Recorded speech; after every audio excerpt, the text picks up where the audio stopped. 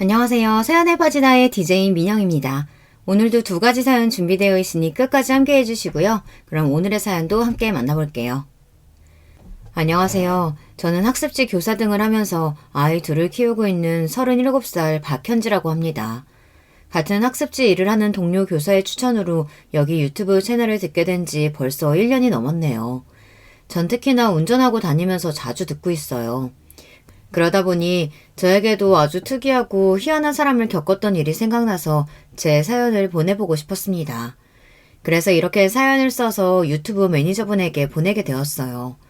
저는 평범한 사람이지만 제 사연은 평범치만은 않으니 재미있게 들어주시면 감사하겠습니다. 제가 태어나 자란 곳은 부모님 두 분의 위로 오빠가 하나 있는 평범한 집입니다. 아버지는 원래 야채 첨가물 도매업 장사를 오래 하셨는데요. 16년 전에 장사를 접으시고 지금까지 택시 운전을 하고 계세요. 어머니는 일평생 집안에서 살림만 하며 우리 남매를 키워주셨고요.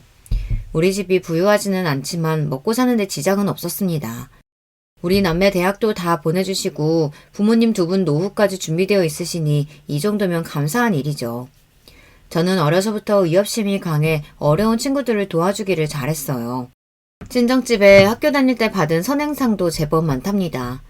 저는 교사를 꿈꾸면서 아이들을 도와주는 선생님이 되고 싶었어요. 그리고 대학 전공도 사범대로 가서 졸업했죠.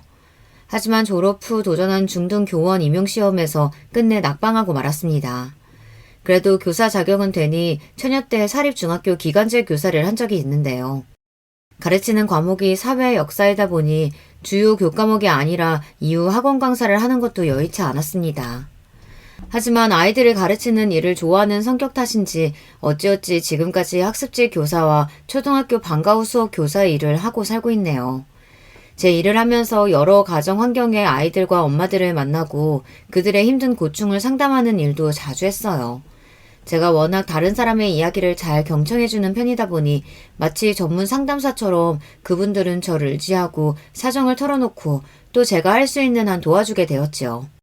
저는 그렇게 어려운 사람들을 돕는 일이 천직인 모양입니다. 그런 저도 한 남자를 만나서 연애를 하게 되었네요. 대학을 다니면서 같은 과 친구의 선배 친구로 지금의 남편을 처음 만나게 되었는데요. 대학 때에는 여럿이 같이 자주 어울려 노는 오빠 정도의 사이였다가 제가 졸업하고 나서 우리는 정식으로 사귀게 되었죠. 제가 중등 임용시험 준비를 하는 동안 용돈도 주고 맛있는 것도 사주면서 저를 많이 도와준 남편에게 저도 어느샌가 의지하고 마음을 열게 되었어요. 남편은 일반 회사를 다니는 회사원이었고 다정하고 세심하게 주변을 잘 챙기는 남자였어요. 그리고 저와 사귀면서 우리 집에도 몇 번이나 놀러와서 넉살 좋게 밥도 얻어먹고 부모님과 술 한잔도 기울이는 사이가 되었어요. 그러다 보니 우리 집 부모님과 오빠까지 남자친구를 이미 심서방이라고 부르며 우리 집 식구처럼 대해주셨어요. 그렇지만 참 이상한 일이었어요. 그렇게 우리 집 식구처럼 드나들며 1년을 넘게 사귀다 보면 한 번씩 자기 집이나 식구들 이야기를 하곤 하잖아요. 그런데 이상하게 우리 남편은 자기 집에 대한 이야기를 한 번도 저에게 하지 않았어요. 연애를 하던 어느 날 저랑 극장에서 영화를 보다 나오는 길에 갑자기 전화를 받았습니다. 평소 다정다감한 남자가 핸드폰에 뜨는 수신자가 자기 아버지인 걸 확인하고 나서 바로 인상을 찌푸리고 아주 말투가 쌀쌀맞고 짜증이 나는 투로 돌변해 전화를 받더군요. 그도 그럴 것이 남편 얘기로는 아버지가 자기가 원하는 일은 들어줄 때까지 하루에도 12번씩 전화해 똑같은 이야기를 한다는 것입니다. 아버지, 제가 몇 번을 말씀드려요. 그날은 회사 교육 잡혀있어서 대구까지 모셔다 드리지 못한다고요. 그래서 언제 온다고? 결혼식은 토요일 1시다. 고집 쓰신다고 될 일 아니니까 그만하세요. 대구까지 가는데 3시간은 넘을 테니까 아침 9시에 출발하는 걸로 알겠다. 글쎄, 저 못 간다니까요. 이렇게 같은 이야기로 두 사람은 날카롭게 실랑이를 벌였어요. 결국 자기 아버지에게 졌는지 남편은 세상이 꺼져라 싶은 한숨을 쉬며 힘들어했습니다. 웬수지 웬수. 아마 토요일 새벽까지 이렇게 전화를 하루에 10통도 넘게 하시겠지, 이분은. 가끔 시부가 이런 식으로 전화하셔서 같은 얘기를 반복하시고 남편은 결국 짜증이 폭발하게 되는 일을 몇 번 목격했습니다. 그래서 자세히는 몰라도 남편이 아버지랑 사이가 별로 좋지 않다는 건 대충 알고 있었어요. 그날 둘이 소주를 한잔하면서 처음으로 자세하게 남편은 자기 가족 이야기를 하더라고요. 우리 아버지는 어려서는 사업을 하셨고 그거 말아먹고 난 다음부터는 택시기사를 하면서 사셨어. 넉넉하지는 않지만 엄마도 일을 하셔서 맞벌이로 나랑 동생을 키울 정도로 책임은 다 하셨지. 그치만 우리 아버지는 같이 지내기 힘든 성격을 갖고 계신 분이야.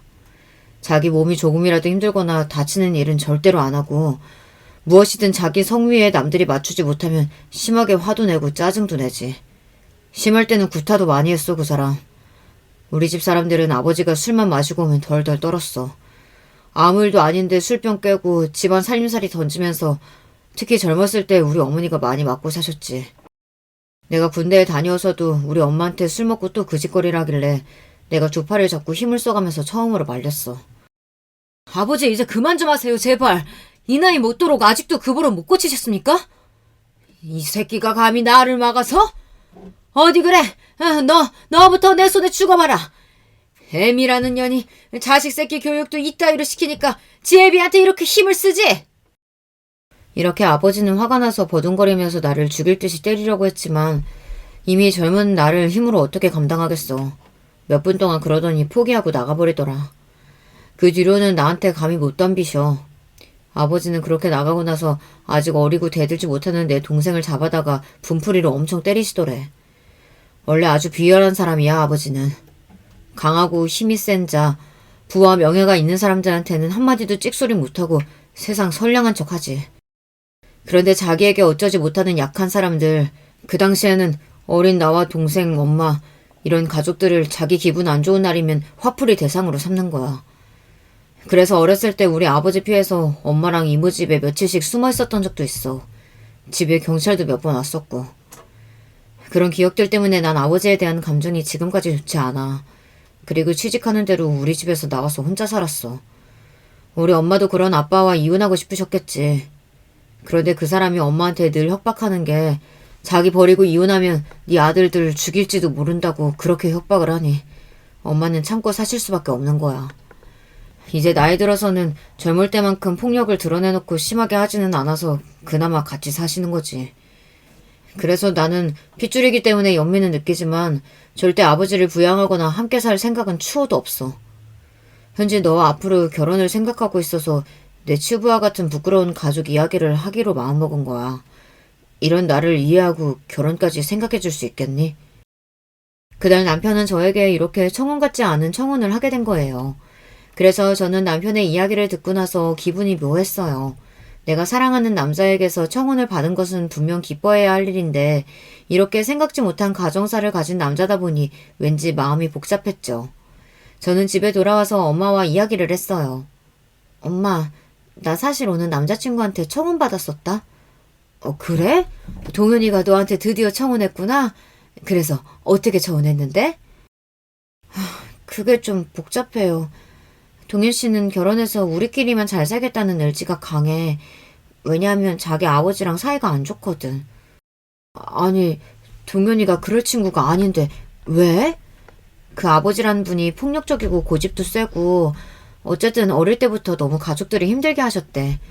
지금이야 나이도 들고 자기 맘 같지 않으니 눈치 보시기는 하는데 그런 시아버지가 있다고 하니까 좀 두려운 게 사실이야. 동현 씨를 봐서는 그런 아버지 밑에서 자랐다고 느껴지지 않는데 말이에요. 엄마는 미간을 찌푸리시더니 저에게 대뜸 내가 동현이도 몇 번 집에 찾아와서 보고 사람은 참 괜찮아서 내 사윗감으로 내심 생각하고 있었는데 그 아버지가 그런 인간이면 아무래도 결혼은 다시 생각해봐야겠구나. 그럴 것까지야. 어차피 우리는 분가해서 살 텐데요. 아이고 이거사. 그게 그렇게 단순하지가 않아요. 너희 남자친구가 어린 시절부터 아버지의 가정폭력을 보고 자란 거 아니야? 그런 말이 있어. 폭력 아버지 밑에서 자란 아들은 지 아버지를 욕하면서도 꼭 따라한다고. 지난번 그 드라마에도 나오지 않든 여자들한테 폭력 쓰는 남편들을 잘 살펴보면 어렸을 때 꼭 그런 아비 밑에서 컸다니까. 아무래도 엄마는 동현이랑 결혼하는 거 반대다. 어서 정리하는 게 좋겠구나. 알겠니? 여태까지 남자친구를 알아왔던 시간, 사귀었던 시간 통틀어서 남자친구의 폭력 성향을 느낀 적은 한 번도 없었습니다. 같은 과 사람들이나 주변 사람들이 아주 사람 좋다며 주변 평판도 좋고요. 오히려 다정하고 잘 배려해주고 이해해주고 주변에 늘 사람들도 많아요. 농담도 잘하고 분위기도 잘 만들면서 재미있다고 사람들이 모두 남자친구를 좋아하죠. 회사 내에서 상사들도 예쁘게 보고 어딜 가든 주변에 사람이 많이 모이는 타입입니다. 심지어 운전할 때 욕하거나 욱하는 모습도 본 적이 없어요. 지금 내 눈앞에 있는 이 남자는 이렇게 좋은 사람인데 어린 시절 아버지의 폭력 아래 자랐다는 과거를 알게 되었다고 해서 당장 남자친구와 헤어지다니 그건 너무하잖아요. 하지만 그런 반면 혹시 아직 나와 크게 싸울 일이 없어서 내가 모르고 있는 것은 아닐까. 결혼해서 살다 보면 별일을 다 겪을 텐데 혹시 나중에 남편도 그 감춰진 폭력 성향이 나오는 것은 아닐까 하는 염려 때문에 결혼에 대한 확신이 들지가 않았어요. 남자친구는 양가 상견례를 잡은 것을 시작으로 본격적으로 결혼 준비를 하려고 하는데 제가 왠지 미적거리니 이런 제 마음을 눈치챈 것만 같았어요. 현지야, 부모님께 우리 결혼 말씀드렸어? 우리 부모님은 다음 주도 그 다음 주도 토요일은 다 시간이 괜찮으시다고 하는데 어느 날로 상견례 날짜 잡을까? 근데 우리 부모님이 요즘 무슨 일이 있으신지 당분간 어렵다고 하시네. 그래? 그럼 일단 내가 집에 가서 정식으로 인사를 먼저 드리면 어때? 글쎄, 혹시 너 내가 지난번 우리 아버지 얘기한 것 때문에 마음에 걸리는 거 있어? 남자친구가 먼저 전곡을 찔렀습니다. 차마 저는 그에다 대고 어떤 거짓말이나 변명으로 둘러대지도 못했어요. 그렇게 별다른 말 없이 통화는 끝나고 며칠 동안이나 남자친구는 저에게 연락을 하지 않았습니다. 그렇지만 남자친구와 연락을 하지 않는 동안 저는 오히려 제 마음을 깨닫게 되었어요. 그의 아버지 때문에 생긴 염려보다 그를 그리워하고 사랑하는 마음이 훨씬 크다는 것을요. 저는 남자친구와 연락을 끊은 지 일주일도 안 되어서 그에게 전화를 걸었습니다. 하지만 웬일인지 남자친구는 전화를 받지 않았어요. 남자친구는 이제 내가 싫어진 거야. 겨우 자신의 부끄러운 집안 이야기를 용기 내서 꺼냈는데 내가 변심한 줄 알고 나에 대한 마음을 접었구나. 이를 어쩌면 좋지? 전 너무 다급하고 걱정이 되었습니다. 남자친구가 마음속에서 이미 저를 지워버렸으면 다시 저를 안 만나주면 어떻게 해요? 전 이미 남자친구를 너무나 사랑하는데 그 아버지가 어떤 사람인지 다 감수하고 결혼하고 싶을 만큼 말이에요. 그때였어요. 갑자기 엄마가 제 방문을 열고 들어오셨어요. 내가 졌어. 엄마는 눈을 감으시며 제 앞에서 손사래를 치셨어요. 심서방 말이다. 너희 남자친구. 일주일 동안 퇴근하고 나서 니네 아빠 택시 회사 앞에 매일 가서 기다려서 만났대. 만나서 자기가 무슨 일이 있어도 딸 행복하게 해줄 자신이 있다. 부끄럽지 않은 남편 아빠가 될 수 있다. 각서라도 쓰겠다면서 너희 아빠 설득했단다. 처음에는 너희 아빠도 결혼은 안 된다고 타일렀는데 심서방의 고집을 어떻게 꺾겠니? 그 정도의 의지 가진 남자면 내 딸 눈에 눈물 날 일은 없겠다 싶으셨다는구나. 그래, 결혼해라 너희들. 전 정말 뛸 듯이 기뻤습니다. 그대로 달려나가서 남자친구를 만났어요. 그리고 그대로 달려가 그를 껴안아 버렸습니다. 동현씨 정말 미안해. 한순간이라도 자기를 오해했던 거 용서해 줄 수 있어? 하지만 난 자기 없이는 못 살 것만 같아. 일주일만 못 봐도 이렇게 그립고 그리운데 어떻게 헤어져? 우리 당장 결혼해요. 남자친구는 저를 품에 안으며 저의 마음을 확인했기에 또 장인 장모님 결혼 허락을 받아낸 기쁨에 울고 말았습니다. 참 이런 우여곡절 끝에 우리는 석 달 만에 결혼식을 올렸고 남편의 공언대로 우리는 따로 신혼집을 얻어서 둘이서만 살게 되었습니다. 약속한 상견례 자리에서 기다리고 있는데 시부를 만나기 전에 들었던 이야기가 있으니 무척 긴장되었어요. 하지만 막상 시부를 뵙고 나니 생각보다 평범한 분이시더군요. 키도 작으시고 몸집도 왜소하셨어요. 그리고 시부는 자신도 예전에 택시기사를 하셨다면서 우리 아버지와 공감대가 형성되셔서 한참 동안 두 분이 택시기사의 애환 이야기를 하시며 의외로 분위기는 부드럽게 흘러갔습니다. 시모도 60대의 주변에서 흔히 볼 법한 특별한 사정이 없는 분이셨어요. 남동생은 남편보다 2살 아래인데 회사를 다니는 평범한 남자였어요. 그리고 시모도 남동생도 대화를 나눠보니 모두 정상적인 사고를 가진 괜찮은 분들이셨습니다. 저와 친정부모님은 그래도 상견례 이후로 안심할 수 있었어요. 폭력 가정에서 잘 커서 인격 형성이 올바르게 되는 경우도 있구나 하고요. 남편과 결혼한 이후에도 저는 직장을 그만두지 않고 열심히 다니며 남편과 함께 돈을 모아갔습니다. 서울 아파트 값이 비싸니 아이 낳기 전에 대출을 껴서라도 마련하고 싶었어요. 다행히 당시 서울 상도동에 20평대 아파트를 청약받아 입주 이사를 할 수 있었습니다. 그리고 그 사이에 아들 하나 딸 하나 남매를 낳고 키우며 잘 살 수 있었어요. 비록 아파트 대출금은 2억이나 되었지만 맞벌이로 절약하면서 살다 보면 아이들 학교 가기 전에는 다 갚을 수 있을 것 같아 개미처럼 알뜰살뜰 지냈어요. 그리고 결혼해서 살아보니 우리 남편은 제가 결혼 전 걱정했던 것이 무색할 만큼 제가 아는 사람 그대로의 모습이었습니다. 다정하고 자상하면서 저와 아이들을 살뜰히 챙기는 좋은 가장이자 아빠였어요. 남편에게서 폭력적인 모습은 눈꽃만큼도 찾아볼 수 없었습니다. 또한 우리 부부가 시댁에 가는 일은 1년에 몇 번 안 되었어요. 구정과 추석, 그리고 제사 한 번, 어버이날, 아버님, 어머님 생신, 이런 날은 시댁을 찾아뵈었고 그 외에 자주 가는 일은 없이 지냈죠. 사실 결혼 초반 시모와 약간의 기싸움은 있었어요. 시모는 저에게 일주일에 2번은 전화를 했으면 하셨고 한 달에 한 번씩은 시부모님을 모시고 외식을 시켜주기를 원하셨죠. 용돈도 아버님, 어머님께 각각 50만 원씩 달라고 하셨어요. 하지만 이러한 시모의 요구에 남편은 해결사처럼 나서서 중간에서 잘 중재해 주었습니다. 우리 엄마도 시어머니니까 바라시는 게 있겠지만 우리가 해드릴 건 해드리고 못할 건 못하겠다고 분명히 해두는 게 좋아. 저에게 이렇게 말한 남편은 자신의 어머님과 이야기를 해서 조정을 했습니다. 그래서 조정한 내용은 일주일에 한 번 전화는 아들이 직접 하기로 했고 명절과 뭔가 뜻깊은 날에만 모시고 외식을 한다고 했습니다. 용돈은 두 분 합쳐서 50만 원만 드리기로 했고요.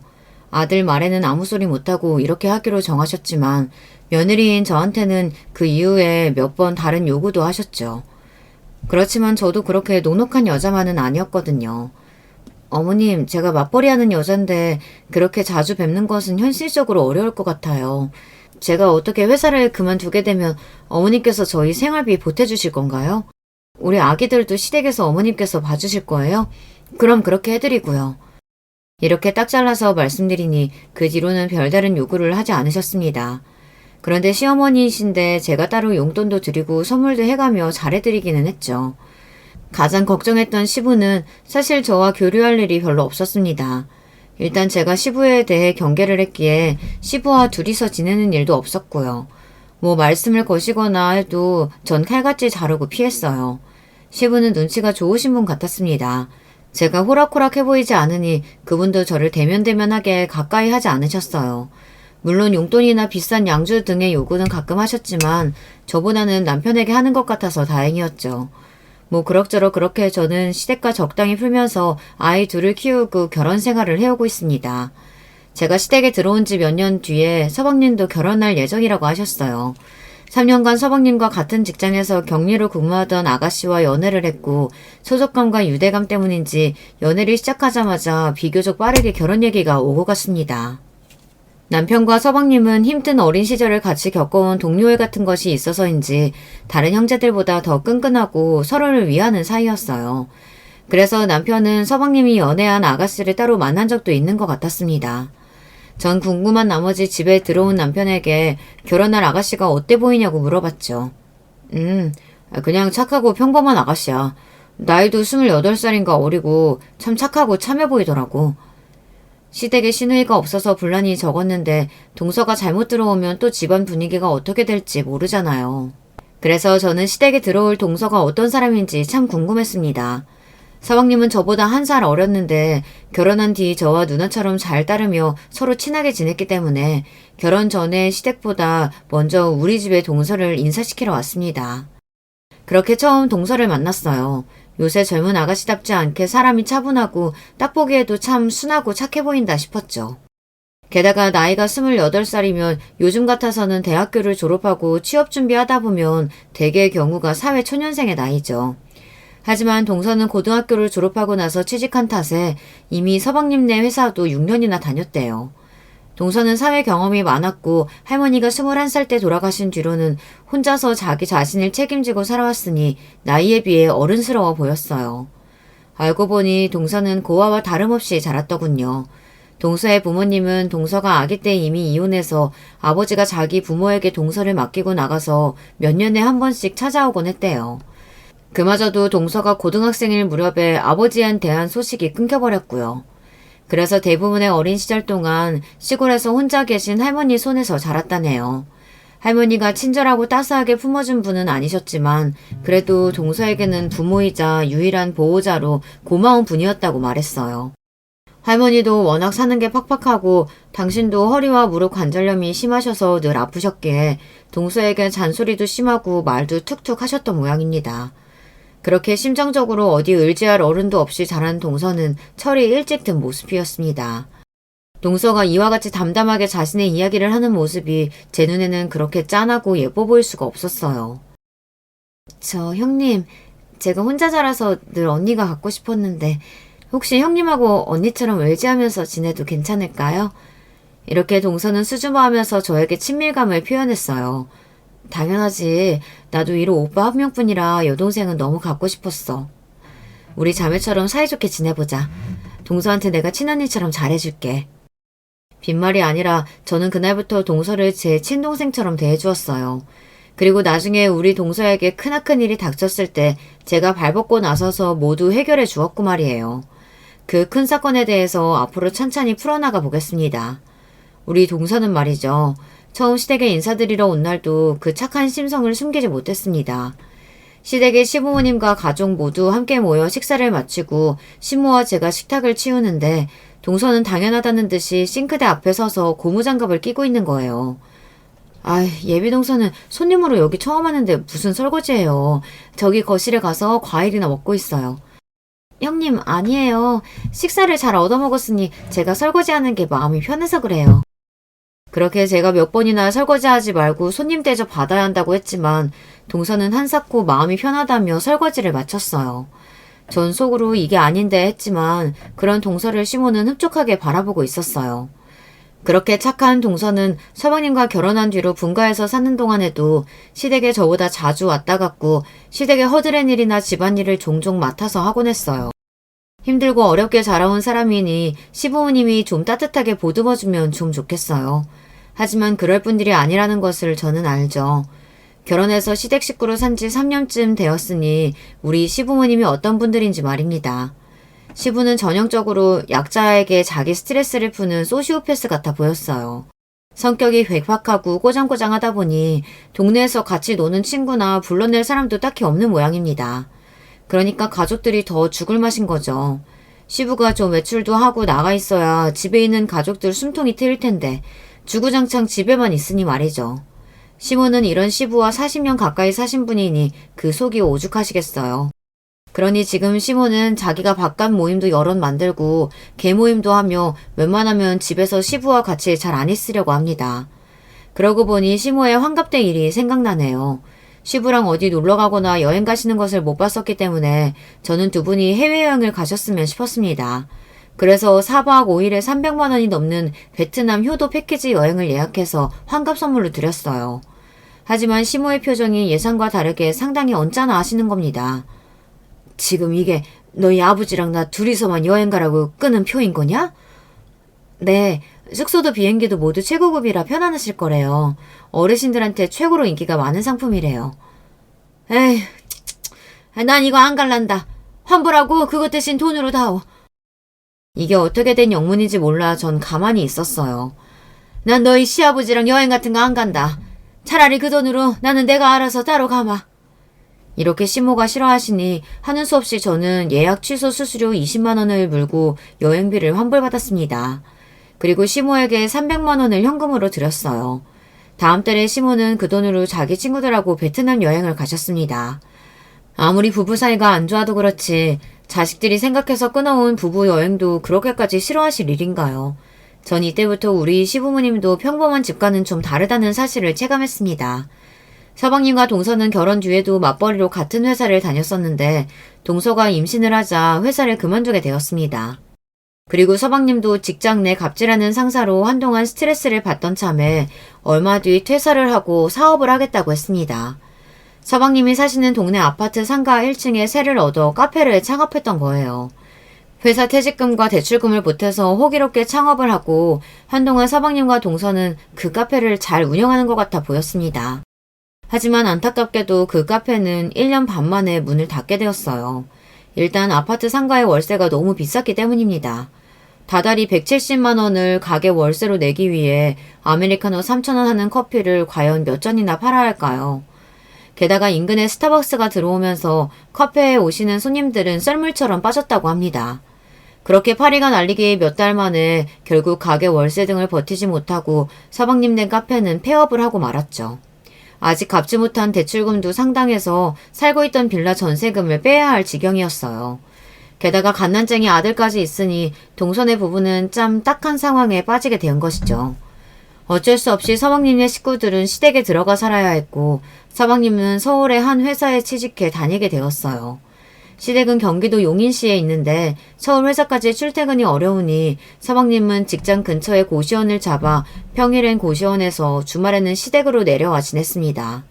그리고 갓난쟁이를 키워야 하는 동서는 홀로 시댁에서 살아야 했어요. 동서가 들어오기 전에 시모는 밥 때만 잠깐 들어와서 시부 밥을 챙기고 또 나가는 하루를 보냈었대요. 만약 시모가 밥을 제 시간에 안 주거나 밤찬이 마음에 안 들면 시부는 또 눈이 돌아가서 시모를 달달 볶았는데 동서가 그래도 집에서 시부 점심을 챙겨주게 되니 시모는 자유를 얻은 것이에요. 게다가 착한 동서는 시댁 집안일까지 도맡아 하니 시모는 동서 덕에 정말 날개를 달고 바깥을 돌아다니며 재미나게 사신다고 들었습니다. 시모는 아침 먹고 나가서 주위가 컴컴해진 시간에야 집에 들어왔대요. 그렇다 보니 집에는 시부와 동서 그리고 아기 이렇게 셋이서 지내는 날이 많았던 겁니다. 동서는 분가에서 살 때는 미처 몰랐다고 합니다. 시부가 이렇게까지 사람을 힘들게 하는 분인지 말이에요. 시부는 자기 기분이 나쁜 날이면 있는 대로 고함을 지르고 동서에게 욕까지 하더랍니다. 그리고 음식 타박은 어찌나 하고 자기 입에 맞는 생선요리나 김치 2가지 이상이 식탁에 없으면 숟가락을 던졌대는 거예요. 심하면 정말 밥상을 뒤엎었대요. 갓난아기를 키우기도 바쁜 동서는 시부까지 모시고 사는 이중고에 이를 악물고 참아가며 1년을 넘게 살아왔던 거예요. 그래서 보증금 3천만 원이라도 모으면 남편과 시댁에서 나가 살 수 있으니 그때까지만 참겠다는 마음으로 버텼던 동서는 어느 날 목소리가 잔뜩 신이 나서 저에게 전화를 했습니다. 형님, 요즘에요. 우리 뒷마당에 어떤 새끼 고양이가 한 번씩 들어와서 놀다가 내가 다가가면 도망가고 했거든요. 그런데 고양이 밥이랑 물그릇 넣고 며칠 동안 하니까 얘가 이제 저를 주인처럼 보는 거예요. 그리고 며칠 전에 비가 억수로 오는 날에 텃밭 작업할 때 쓰던 우비를 뭉쳐놓은 곳 사이로 그 고양이가 그 속에서 나가지 않고 지내더라고요. 비 맞아서 오들거리면서도 그 우비 근처를 떠나지 않고 저를 보고 애처롭게 우는데 그 신세가 마치 나 같은 거 있죠. 나도 너처럼 오갈 데 없어서 이 집에 의지하고 사는구나. 그런 마음에 전 고양이한테 정도 들어버려서 몰래 키우고 있었어요. 우비 속에서 한참 있었으니 이름도 우비라고 지어주었고요. 우비는 다른 가족들이 오면 모습을 감추고 제가 나타나면 야옹하면서 울면서 반기고 숨어있는 그 모습에서 모습을 드러내는 거예요. 정말 너무 귀여운 고양이 우비랑 저는 정이 깊게 들어버렸어요. 학가에서 무서운 시부랑 살면서 힘들 때면 하루에도 몇 번씩 뒷마당에 나가서 우비랑 놀면서 그 시름을 잠시나마 잊을 수 있었어요. 동서는 그렇게 우비라는 새끼 고양이를 가족들 몰래 키우면서 삶의 작은 즐거움을 느끼고 있었습니다. 하지만 동서의 은밀한 행복은 오래가지 못했어요. 어느 날 시부는 뒷마당에서 우비와 놀고 있는 동서를 보고 고함을 쳤다는 겁니다. 어쩐지 요즘은 고양이 새끼 우는 소리 때문에 내가 낮잠에서 자꾸 깬다 했더니 내 집에서 이런 지저분한 동물을 키워? 너 지금 제정신이냐? 당장 저 고양이 내쫓아! 제 발로 집에 찾아온 동물은 이유가 있어서 온 거라 절대 함부로 내치면 안 된다는 옛말을 할머니한테 들으면서 자랐어요, 아버님. 이 고양이가 집안에 넝쿨째 굴러온 복덩이거나 혹은 집안의 우환을 막아주는 앵마기가 될 수도 있대요. 제가 아버님 불편하시지 않게 고양이 잘 관리해서 보살필게요. 제발 집 마당에서 키울 수 있게 부탁드립니다. 탐탁지 않아 하시는 시부를 뒤로하고 불쌍한 며느리 소원이라는데 한번 들어주자며 시모는 그 고양이를 키우는 것을 허락해 주었습니다. 우리 순수한 동서는 그렇게 우비 고양이를 애지중지 키웠습니다. 고양이는 원래 경계심이 많은 동물이라 사람들에게 곁을 주지 않는다고 들었는데 우비는 착하고 순수한 동서를 그렇게나 따르고 애교를 피웠다고 합니다. 하지만 우비와 동서에게 날벼락이 일어나고 말았어요. 어디서 낮술을 마셨는지 벌겋게 취해서 들어온 시부는 뒷마당에서 우비를 발로 차고 곡괭이로 내리칠 듯 위협을 하고 있는 거예요. 우연히 그 장면을 목격한 동서는 허둥지둥 달려가서 그런 시부를 막아섰습니다. 제가 자식같이 정주고 키우는 고양이에요. 아버님, 동물한테 이러시면 정말 천벌받아요. 제발 그만해주세요. 고양이를 보호하려고 껴안고 있는 동서를 보며 시부는 눈에 흰자위를 드러내며 이렇게 말했습니다. 그래? 그런 말이다. 너 저 고양이 대신 네가 맞을래? 나 지금 누구 하나 두둑에 패야 기분이 개운해질 것 같은데 말이야. 그럴 거냐? 그렇게 막말을 하고 웃는 시부를 보고 동서는 머리부터 발끝까지 소름이 끼쳤다고 합니다. 너무 무서워서 아무 말도 하지 못했다고 해요. 그리고 정말로 시부는 고양이를 감싸고 있는 동서의 등이며 어깨를 발로 몇 번이나 걷어찼다고 합니다. 에이, 간만에 사람 걷어차니까 살 것 같네. 앞으로도 그 고양이 키우고 싶으면 나한테 한 대씩 맞아다오. 그리고 얻어맞은 동서는 더 이상 이렇게 살 수 없다며 눈물이 뒤범벅되어서 저를 찾아왔던 것입니다. 엉망인 모습으로 갑자기 저를 찾아온 동서를 보고 너무 놀라서 무슨 일 있냐고 물어보니 오늘 있었던 일을 설명해 준 것입니다. 형님, 저 매일 시부한테 당하고 살아요. 그래도 그동안은 물건을 집어던지거나 소리 지르는 수준이었는데 이렇게 맞으면서 어떻게 시부랑 같이 살겠어요. 대성통곡하는 동서를 보고 저까지 동서에게 너무 미안해졌습니다. 그동안 이런 것까지 당하면서 살았는데 어느 가족 하나 동서를 구해주지 않았으니 말입니다. 내가 동서 구해줄게. 걱정하지 마. 일단 시댁집에 CCTV부터 설치하자. 그리고 동서는 서방님과 시모의 도움을 구해야 돼. 집에 다른 가족 없는 것도 아닌데 왜 동서만 이렇게 당하느냐 말이야. 동서는 얼굴에 눈물을 닦으며 말했어요. 시부는 정말 악독하고 교묘한 사람이에요. 자기 수틀리면 시모나 내 남편한테까지 소리를 지르고 화풀이를 해요. 하지만 시모는 바깥에 일이 있다면서 나가버리고 내 남편은 돈 벌러 회사를 가잖아요. 그러니까 시부는 끝까지 자기 마음대로 그 사람들한테는 하지 못하는 거예요. 그런데 나는 힘도 없고 집에만 있어야 하니까. 그러니까 가족들이 나가고 나면 저한테 본색을 드러내는 거예요. 저 요즘은 이렇게 개패드 때리기까지 하니까 정말 더 이상은 못 참겠어요. 아니 그래도 그렇지. 동서가 이런 일을 당하고 있다고 도움을 청해야지. 사방님은 뭐래? 자세히는 말 못했는데 남편도 대충 눈치는 채고 있어요. 자기도 어릴 때 그렇게 아버지한테 맞았다며 자기도 알고 있겠죠. 근데 하던 사업이 망해서 우리 나가서 살 집도 없으니 어쩌지도 못하는 거예요. 그러다가 시부가 한 번씩 우리 남편한테 뭐라고 하는 줄 알아요? 동철아, 너희 할아버지가 유산으로 남겨준 과수원 알지? 그거 요즘 신도시 개발된다는 얘기가 조금씩 있더라. 개발만 돼봐라. 그 땅이 얼마가 될지. 나는 말이다. 장남이고 뭐고 우리 모시고 사는 둘째 너를 믿는 거 알지? 네가 어떻게 하는지 달려있다. 그 과수원 땅이 누구한테 유산으로 갈지 말이야. 남편도 저도 한 푼이 아쉬운 사람들이에요. 그러니 시부나 시모한테 별소리 못하고 참고 살아야 하지 않겠어요? 나중에 그 유산이라도 잘 받으려면요. 그러니까 남편은 자꾸 저한테 조금만 기다려달라고 자기 아버지 불쌍한 사람이라고 생각하며 그렇게 그냥 참아주길 바라는 거예요. 그래야 가정의 평화가 유지된다고. 아버지 유산으로 좋은 아파트 사서 나가서 살자고. 저 그렇게 2년 동안 참고 살았어요. 형님이 보시기에는 저만 참고 살면 다 잘 되는 걸까요? 동서, 바보 같은 소리 하지 마. 시부는 동서가 참고 살아주니까 지금 그렇게 더 멋대로 하는 거라고. 서방님한테 강하게 나가자. 당장 시댁서 나가 살지 않으면 이혼할 거라고 말이야. 그때 저는 동서의 팔뚝에서 멍자국을 보았습니다. 그리고 동서의 옷을 걷어서 상처와 멍자국이 한두 군데가 아님을 확인했습니다. 이 불쌍한 사람, 가련한 사람, 이런 몸까지 될 지경으로 참고 살았던 우리 동서가 너무 안 돼서 마음이 아팠어요. 결국 제가 나서서 동서를 구해주기로 마음먹었습니다. 저는 동서를 데리고 인근 병원에 가서 몸에 있는 폭력의 상처들에 대한 진단서를 받아놓았습니다. 그리고 CCTV를 마련해서 시댁에 아무 가족이 없는 틈을 타서 이곳저곳에 설치했어요. 그리고 길고양이가 머무르는 마당에서 자주 맞았다고 하니 그곳에도 사각지대 없이 꼼꼼히 설치를 했죠. 동서, 이 정도면 폭력의 증거는 충분히 모을 수 있을 거야. 상황 봐서 서방님한테 솔직히 털어놓고 분가하자고 해야 돼. 만약 말 들어주지 않으면 이혼하겠다고 말이야. 알겠지? 동서는 무서워서 덜덜 떨며 고개를 저었어요. 안 돼요, 형님.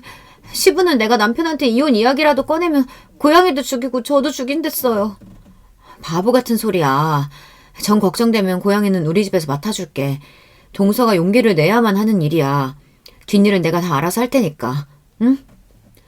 제 단호한 눈빛을 읽은 동서는 겨우겨우 마음을 먹었습니다. 이 지옥 같은 삶을 끝내기로 말이죠. 동서는 며칠 뒤 자기 남편에게 당장 시댁에서 나가서 살지 않으면 이혼하겠다고 눈물로 호소했습니다. 서방님도 얼마나 시부가 포악하고 악독한 사람인지 누구보다 잘 알고 있겠죠. 더 이상은 동서에게 참고 살라고 하지 못한 것 같아요. 아버지, 아직도 옛날 버를 버리지 못하셨나 봐요. 얼마 전에 이 사람한테 손찌검까지 하셨다면서요. 요즘 누가 아빠 같은 사람을 참고 같이 살아주겠어요. 저는 아버지와 아내를 같은 집에 둘 수 없으니 이제 나가서 살겠습니다. 뭐라고? 이 벼락 맞을 놈 같은 이라고? 너희들 갈 곳 없을 때 이 집 기어들어와서 살겠다 해서 거둬줬더니만 이제 먹고 살만해지니까 네 늙은 애비는 버리겠다 이거냐? 내가 아직 과수원 땅도 있어. 그 유산 못 받아도 괜찮은 거야? 나한테 이런 취급할 수 없다. 무슨 말씀이세요? 아버지가 우리 아내를 구박하고 구타까지 해서 같이 못 살겠다는 거 아닙니까? 누가 아버지가 늙었다고 내쳐요? 아직도 저렇게 노인네 힘이 팔팔해서 우리를 괴롭히는구만. 그깟 유산 때문에 저도 더 이상은 아내한테 참아달라고 말 못해요. 오죽하면 그 착한 사람이 이혼하겠다고 나오겠어요. 뭐시? 이혼? 그년이 그러지? 네, 아버지한테 당하고 사는 게 너무 힘들다고요. 계속 아버지랑 살면 이혼하겠다고 했어요. 시부는 화가 머리끝까지 치밀어 올라 급히 마당으로 나갔다고 합니다. 아마도 그 고양이한테 화풀이를 하던 인질로 삼고 서방님네가 못 나가게 하던 그럴 요량이었겠지만 그 뜻대로는 되지 않았습니다. 이모 고양이는 우리 집에서 데려와 맡아두고 있었거든요. 어디 갔어? 그 썩어 빠질 고양이 새끼! 어디 가느냐 말이야! 서방님은 후일 우리 집에 와서 이날의 일을 이야기하며 말했습니다. 늙고 나서 그 성질이 잠잠하길래 아버지가 좀 변한 줄 알았는데 아니었어. 그 사람 본성은 어디 안 갔어. 그날 아버지는 내가 기억하는 악마같이 때리고 괴롭히던 그 모습 그대로였다고. 그리고 며칠 뒤 서방님과 동서는 서울에 월세방을 얻어서 시댁에서 이사를 나갔습니다. 신모는 울면서 아들 내외를 붙잡았다고 합니다. 야야, 너희들이 들어와서 그래도 난 좀 살만해졌는데 나 이제 어떡하냐. 저 인간 하나도 안 변했어. 하나도. 그냥 눈치다 보면서 몰래 그 성질 풀고 있었지. 난 더 이상은 남편이랑 못 살겠다. 내가 남은 여생은 편하게 살아야지 않겠니? 니는 나갈 거면 나도 데려가라. 나만 두고 가지 말어. 어머님, 너무하세요. 그동안 아버님이 저한테 한 지 다 알고 계셨죠? 아니, 다 알면서 저를 욕바지처럼 방패로 쓰고 계셨던 거잖아요. 전 어머님은 그래도 좋은 분이라고 생각했는데 제가 아버님한테 대신 당하고 사니까 못 나가게 잘해주신 거잖아요. 정말 그러면 안 되는 거잖아요. 어머님이 어른이 돼 당해봤던 여자로서 저를 구해주셨어야죠. 막아주셨어야죠. 모르는 소리 마라. 난 수십 년을 맞고 살아왔어. 고작 2년 당한 걸로 내 앞에서 어디. 시모도 참 불쌍한 사람이지만은 그래도 동서에게 할 말이 없을 텐데 참 어른답지 못했습니다. 결국 시댁에서는 시부만의 문제가 아니었어요. 다 똑같았습니다. 자기만 피해자라고 주장하며 시모도 결국 시부와 한통속으로 동서를 방패막이로 삼았으니 말이에요. 하지만 저는 시모와 같이 하지 않을 것입니다. 시부는 죗값을 받아야 하니까요. 제 대학 동창 중에 로스쿨로 가서 변호사로 개업한 친구가 있어서 찾아갔습니다. 동서가 당한 일을 상담하면서 시부가 어떻게 죗값 치를 방법이 없겠느냐고 물었죠. 당연히 벌 받아야지.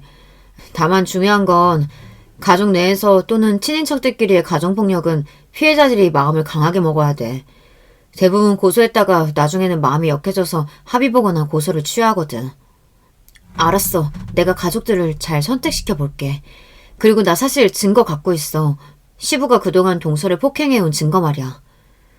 저는 변호사 친구에게 시댁에서 촬영해온 CCTV 영상이 담긴 메모리 카드와 병원에서 발급받은 폭행 진단서를 내밀었습니다. 친구는 얼굴이 밝아져서 그것들이 아주 중요한 증거로 쓰일 수 있다고 했어요. 그러고 나서 동서를 피해자로 해서 시부를 폭행범으로 경찰서에 신고했습니다. 물론 과거의 폭행 사실까지 모두 더해져 피해자는 시모, 남편, 서방님까지 온 가족이 함께 고소를 한 셈이죠. 시부는 경찰관에게 돼지처럼 끌려갔습니다. 이 망할 년놈들아! 니들 애비가! 니 남편이야! 나를 경찰서에 쳐넣는다고? 나와서 내가 니들 다 죽일 거야! 곡괭이로 다! 70이 다 된 노인이지만 이렇게 버티고 악을 쏟으니 건장한 경찰 2명도 쩔쩔매며 겨우 시부를 경찰서로 연행해 간 것입니다. 그렇게 시부를 경찰서에 보내고 나서야 시댁에는 평화가 찾아왔어요. 하지만 재판이 끝나서 형량이 결정되기 전에 시부는 언제든 감호소에서 풀려나올 수 있었습니다. 그래서 변호사인 친구는 시부가 가족들 반경 내에 접근을 금지하는 접근 금지 명령 가처분을 신청해 주었습니다. 이렇게 동서도 시모도 모든 가족들이 시부의 위협에서 벗어나서 안전하게 살 수 있으리라 생각했습니다. 하지만 우리나라 법은 처벌이 미약하기만 하고 접근 금지 명령도 아무 효력이 없었습니다. 시부는 판결이 확정되기 전에 풀려나와 시댁집으로 찾아와서 시모를 위협했다고 합니다. 그리고 서방님네 이사간 주소를 알아내고는 곡괭이를 들고 서방님네 집 현관에서 동서에게 당장 나오라며 위협을 가한 거예요. 미래가 없이 바다까지 가게 된 시부에겐 접근 금지 명령이고 뭐고 그냥 무시하고 살아야겠다고 찾아갔으니 말이에요. 동서는 두려움에 떨며 경찰에 신고하고 서방님과 저에게도 연락을 했습니다. 연락을 받고 찾아가서 우리는 경찰들이 시부를 잡아갈 때까지 진정시켜야 했습니다. 당장 고소 취하하지 못해? 나를 감옥에 쳐놓고 너희들이 멀쩡히 살 수 있을 거라고 생각해? 안 됩니다. 아버님 같은 분은 사회에서 격리돼서 살아야 돼요. 우린 고소 취하 못해요. 뭐? 이 곡괭이로 널 쳐버릴 수도 있다. 내 가수한 땅도 아직 있다고!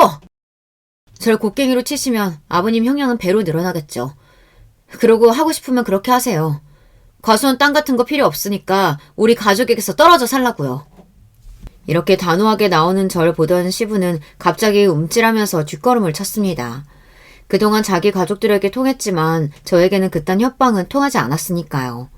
그리고 시부 같은 소시오패스는 오히려 자기 협박이나 위협이 통하지 않으면 본인 자신이 불안함을 느끼게 되어 있습니다. 결국 시부의 난동은 경찰관들이 와서 진압되었고 시부는 재판에서 형량 5년을 받고 감옥에 수감이 되었습니다. 40년의 세월 동안 고통받은 가족들에게 너무 부족한 형량이었지만 일단 그래도 시부가 감옥에 가 있으니 우리는 비로소 안심할 수 있었습니다. 물론 그래도 불안했던지 시모는 오랫동안 살았던 집을 처분하고 어디 다른 곳에 방을 얻어 나가셨습니다. 그리고 남편 말로는 그렇게 시부가 협박하던 과수원 땅 같은 건 사실 없었다고 합니다. 할아버지가 물려주신 땅이 있긴 했는데 그건 종친의 소유라서 아버지는 아무 권리가 없는 것이었어. 아마 자기도 알고 자식들한테 협박용으로 이용만 한 거겠지. 이 얘기를 들은 서방님은 탄식을 하고 후회했습니다. 내가 그동안 멍청했어. 아버지 술수에 넘어가서 소중한 아내를 그 사람한테 당하게 살게 내버려 두다니. 서방님은 깊이 뉘우친 만큼 더 열심히 직장을 다니고 동서와 아이를 아끼고 살겠다고 했습니다. 이렇게 시댁 가족들 모두 평안함을 되찾고 지금은 하루하루 잘 살아가고 있어요. 아마 용기를 내어서 시부에게 맞서지 않았다면 동서든 시모든 그 아들들이든 아직도 고통 속에서 살고 있었겠죠. 그리고 남편을 비롯한 시댁 가족 모두 저에게 깊이 감사해하고 있습니다. 아마 제가 없었다면 가족들은 그렇게 시부에게 맞서 싸울 용기도 내지 못했을 거라면서요. 저는 그저 나쁜 사람을 처단하고 내 소중한 가족들이 안전하게 되어 다행일 뿐이니까요. 제가 여러분에게 들려드린 이야기는 이렇게 해피엔딩으로 끝이 났습니다. 혹시 지금 가족 중에 시부와 같이 뼛속까지 못된 인간이 있다면 또 그로 인해 고통받고 계시면 꼭 용기를 내시고 안전과 행복을 되찾으시길 바랍니다. 어딘가에 도움을 요청하시면 어디에선가 누군가가 도와줄 거예요. 세상은 아직 살만하고 따뜻하니까요. 그럼 저는 이쯤에서 마무리 인사를 드리겠습니다. 여러분 안녕히 계세요. 안녕하세요. 제가 현재는 결혼을 해서 가정을 꾸린 여자인데요. 오늘이 있기까지 나름의 우여곡절이 있었답니다. 이 세상에 사연 없는 사람이 어디에 있겠냐마는 저는 제 스스로 꽤나 사연 있는 사람이라고 생각을 하며 살아왔네요. 저는 친정 부모님이 이혼을 안 하셨음에도 편부모 가정에서 자라온 아이였어요. 이게 무슨 말인가 하면 친정아빠가 수시로 집을 나가 밖으로 떠돌며 지내시더니 어느 순간부터는 아예 수년씩 집에 안 돌아오시는 바람에 그렇게 된 거였답니다. 제가 초등학교를 다니고 있었을 때부터 그리고 제가 고등학교를 졸업할 때까지 저희 친정엄마는 내도록 일을 다니셨어요. 고된 식당 일과 사무실 청소 업무를 함께 병행해 가시면서 당신의 건강과 체력을 모두 걸고 자식들을 위해 돈을 버셨죠. 원래 경제적으로 여유도 없었고 남동생의 건강이 안 좋았기 때문에 병원비까지 나가느라 친정엄마의 허리는 펴질 새가 없었던 것이지요. 저는 이따금씩 뻔뻔하게 등장하시는 친정아빠가 은은하게 술 냄새를 풍기시며 듣기 싫은 소리를 하실 때마다 분노로 속이 울렁거렸습니다. 어이 신영선이 우리 딸내미 못난 엄마하고 살려니까는 아주 죽을 맛이지. 내가 그 심정 알지. 그걸 내가 아주 잘 아니까 이러고 살지. 아빠, 저희 여기로 이사 온 지 얼마 되지도 않았는데 집이 여긴 건 또 어떻게 알고 찾아오셨어요? 어쭈구리, 그 사이 싹수가 아주 노래진 거 봐라. 이제 머리가 좀 컸다 이거야? 못난 엄마 성격을 닮아가는 모양이네. 신영선이 아빠가 새엄마 만들어줄까? 못난 진짜 엄마보다 훨씬 더 예쁘고 나이도 젊어서 피부도 고운 새엄마. 어때? 얘기만 들어도 좋지? 솔깃하지? 아니요. 전혀 솔깃하지 않고 관심도 없어요. 아빠는 저희가 왜 여기로 이사한지 모르시죠? 궁금하지도 않으시죠? 월세로 나가는 돈에서 10,000원, 50,000원도 너무 크게 느껴져서 벌벌 떨면서 사는 거. 아빠는 이런 저희 생활에 관심도 없으시잖아요. 그러니까 저도 아빠가 뭘 하시든 관심이 없어요. 이 싸가지 밥 말아먹은 것이 더 나한테 교육 제대로 받고 정신 좀 차려야겠구나. 돈 버느라 나간 건지 남자 꽃으로 나간 건지 집구석에서 코빼기도 안 비추는 네 엄마를 대신해서 내가 자식 교육까지 시켜준다. 나만한 남자가 이 세상에 또 어디 있냐? 너는 이 아빠를 좀 존경할 줄 알아야 돼. 친정아빠가 양손에 소매를 걷어붙이며 거들먹거리시는 동안 집에 유일하게 하나 있는 방, 그 안에서 기침 소리가 들려왔었네요. 그건 바로 약을 먹고 잠들어 있던 남동생이 내는 소리였죠. 남동생은 선천적으로 기관지가 좋지 못했는데 한창 성장하면서 영양관리이며 각종 면역력 관리를 잘 해줘야 할 때 그걸 못하고 시기를 놓치는 바람에 더욱 안 좋아진 경우였습니다. 만약에 그때 관리만 철저하게 잘 해주었어도 나중에 이렇듯 일이 커지는 일은 없었을 거라고 병원에서 그랬었어요. 돈이 없던 환경도 1차적으로는 문제였지만 그와 더불어서 친정 부모님의 무지에서 비롯된 잘못이 컸던 것입니다. 모르니까, 정말 모르기 때문에 조치를 취하지 못하고 살아왔던 거예요. 남동생의 건강이 그 때문에 안 좋아진 것을 알게 된 이후로 친정아빠는 아예 잠적하시다시피 바깥 생활을 하게 되신 것이었고, 친정엄마는 원래 하시던 식당 일에서 하나를 더 추가하여 사무실 청소일까지 겸하시게 되신 것이었네요. 저는 하루라도 빨리 돈을 벌어서 친정엄마를 도와드리고 싶은 마음이 컸던 것 같아요. 그러나 늘 만류를 당했어요. 안 된다, 영선아. 고등학교를 이제 그만 다니고 싶다니, 돈이나 벌러 다니고 싶다니, 앞으로 그런 소리를 절대 입에 담지도 마라. 그깟 고등학교 졸업장이 나에게 무슨 부귀영화를 누리게 해줄 수 있다고 내가 학교에 매달려 지내야 돼요? 엄마, 나 그냥 아르바이트든 아니면 공장 생산직이든 상관없이 돈을 버는 게 나을 것 같다고요. 절대 안 된다고 엄마가 분명히 말했어. 너, 네 아빠랑 엄마가 둘 다 중졸인 거 알아 몰라? 학력이 좋지 못하고 해서 이것 때문에 힘들게 차별받고 살거나 그런 적은 없었어. 하지만 학교를 더 다녔다면 다른 세상을 보고 살았을 것이라는 것은 굳이 그렇게 안 살아봐도 엄마는 알 수 있단다. 내가 만약에 더 배우고 더 똑똑한 사람이었다면 네 하나뿐인 동생의 건강도 망쳐놓지는 않았겠지. 영선아, 당장 쌀 한 톨이 없어서 굶어 죽을 지경이 아니라면 학교는 무조건 다녀야 돼. 엄마의 간절한 부탁이야. 저는 친정엄마의 그 마음, 애절한 뜻이 어떤 걸 지니고 있는지 알 것만 같아서 제 고집을 꺾을 수밖에 없었네요. 고등학교를 다니는 내내 심경은 늘 복잡했어요. 친정엄마는 이 시간에도 힘들게 일을 하시는데 나는 책상 앞에 편하게 의자 등을 기대고 앉아 있어도 되는 건지, 전교권에 드는 성적도 못 내는 주제에 계속 공부를 해도 되는 건지 이런 생각들로 너무 힘들었어요. 그런데 오랜만에 친정아빠가 불쑥 나타나셔서는 또 술 냄새나 풍기시며 헛소리를 뱉으시니 저도 화가 났던 것이었죠. 친정아빠가 저를 당장 때릴 기세이든 말든 하나도 겁이 안 났고요. 정말로 맞게 된다면 저도 순순히 당하고 있지만은 않을 작정이었는데 방에서 남동생이 기침을 하자 친정아빠가 바로 움찔하셨어요. 저 녀석이 아직 해도 다 안 떨어졌는데 이 시간부터 태평하게 집구석에서 자빠져 있나 보지? 에라이, 기분 잡쳐서 안 되겠다. 이런 판국에 못난 네 엄마 면상까지 보면 정말 속이 뒤틀릴 것 같으니까 그냥 가버리련다. 잘 먹고 잘 살아라 이것들아. 바로 가주시는 건 좋은데요. 엄마하고 왜 이혼은 안 해주세요? 엄마는 이혼하고 싶어 하신다고요. 내가 왜 못난 네 엄마가 원하는 대로 들어줘야 하냐? 내가 그 꼴은 절대로 못 보지. 나 쳐내고 나서 옆구리에 딴 놈 끼고 살 궁리를 맞춰놓은 모양인데 어림도 없어. 죽었다 깨어나도 이혼 안 해줄 테니까 그런 줄 알아. 희죽희죽 웃으시면서 집을 나서시던 친정아빠의 등만큼 그 순간 세상에서 증오스러운 건 없었네요. 왜 저는 이딴 집구석에서 태어나 살아야 하는지 하늘을 원망하고 저주하는 건 숨쉬듯이 자연스러운 일이었고요. 공부하는 머리도 유전이라고 하던데 저는 전혀 물러받은 게 없었어요. 딱 봐도 제가 다른 친구들보다 학업의 성취도가 느리고 낮았지요. 그럼에도 울면서 공부를 했어요. 문제집을 살 돈이 없으니까 교무실 앞에 폐지로 나와 있는 교사용 문제집을 주워다가 그거 보면서 공부했어요. 왜냐하면 친정엄마는 대학 나온 사람을 높이 쳐주다 못해 동경하시는 분이셨으니까요. 배우자 복이 없어도 너무 없으신 친정엄마가 사람 대 사람으로서 정말 안쓰러워서 그 수건을 이뤄드리고 싶다는 심정으로 수험 생활을 했습니다. 결과적으로 저는 꽤 나쁘지 않은 대학에 진학을 하였고요.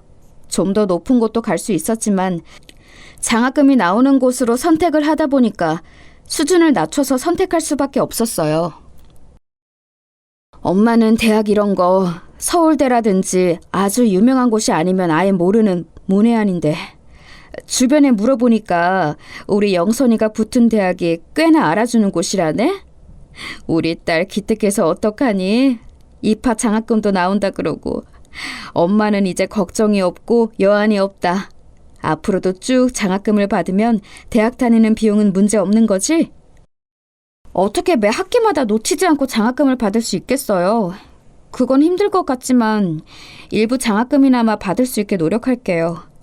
저 같은 경우에는 소득 수준이 낮은 축에 속하기 때문에 다른 장학금이 따로 나오는 것도 있을 거예요. 돈 들어갈까 봐 걱정은 안 하셔도 돼요. 네 아빠가 버는 돈이 우리 집 수입으로 잡힌다는 게 원통하구나. 그 인간이 많이 버는 건 아니지만 그래도 우리한테 한 푼 오지도 않는 그 돈 수입이 안 잡힌다면 우리가 처지에 맞는 소득 수준으로 평가가 돼서 너도 여러 지원금을 받을 텐데. 하여간 도움 안 되는 그 인간. 엄마는 야무진 우리 딸이 있어서 정말 다행이라고 생각해. 대학 다니면서 돈 들어갈 일은 네가 알아서 처리할 테니 앞으로가 든든하구나. 친정엄마의 푸근한 미소가 저에게는 한편으로는 묘한 부담감으로 다가왔어요. 인정하고 싶지 않았지만 너무나도 분명했던 사실은 친정엄마의 아픈 손가락이자 가장 사랑하는 자식은 제가 아니라 남동생이라는 점이었네요. 이건 어렸을 때부터 그래왔어요. 동생이 아장아장 걷던 아기였던 시절부터 저에게 네가 누나니까 늘 배려하고 양보해라 이런 말씀을 친정엄마는 해오셨고요. 그 후로 동생의 건강이 안 좋다는 게 밝혀졌을 때에는 저에게 네가 동생의 인생을 책임질 마음의 준비를 해라는 당부를 서슴없이 하셨습니다. 슬프고 착잡했던 건 친정아빠까지 저보다는 남동생을 위하신다는 거였죠. 저에게는 아무렇지도 않게 비난과 힐난을 퍼부으셨지만 남동생은 아픈 환자이자 집안의 대들보인 아들이라면서 은근히 조심스레 대하셨습니다. 그런 걸 생각하면 저는 힘이 빠졌어요. 집안을 생각하고 위하는 건 언제나 남동생이 아니라 저였거든요.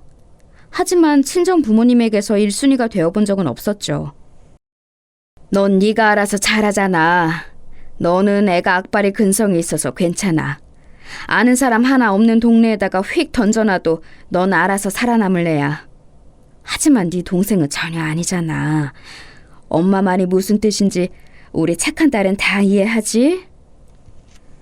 근데 엄마, 저도 힘들고 지칠 때가 있어요. 이제 대학 생활에서 장학금 목표로 공부도 하고 생활비를 벌기 위해 아르바이트까지 할 생각을 하면 벌써부터 숨이 턱 막히는걸요? 얘가 왜 오늘따라 나약한 소리를 하니?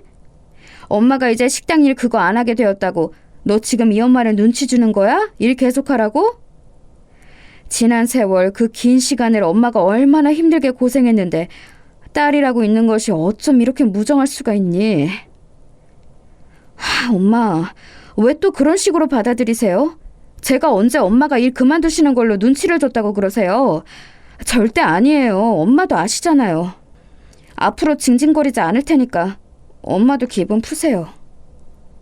그래, 엄마는 늘 우리 딸 영선이가 더욱 잘 되길 바라는 마음뿐이야. 다른 건 없어.